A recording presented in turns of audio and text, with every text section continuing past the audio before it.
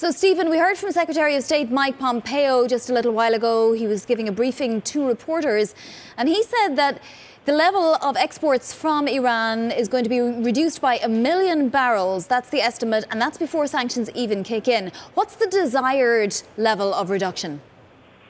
Well, essentially what we're looking at, or the expectations was, the last time that sanctions were instilled against Iran, that we saw production, production out of the country, or exports, I should say, cut in half to just about 1 million barrels a day.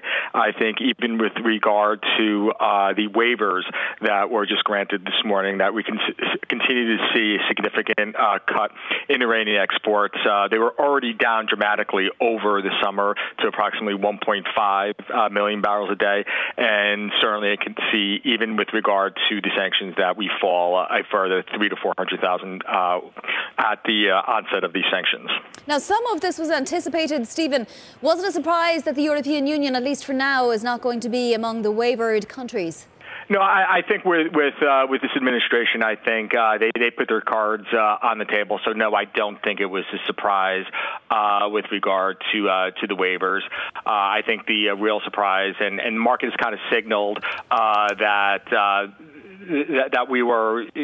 these waivers were in the offing. We have to consider that since the summer, we had a speculative bubble in oil prices. The Brent contract for December or January delivery, I should say, rallied 22% from its summer lows. So we rallied during the weakest demand part of the year in anticipation of these sanctions going into effect.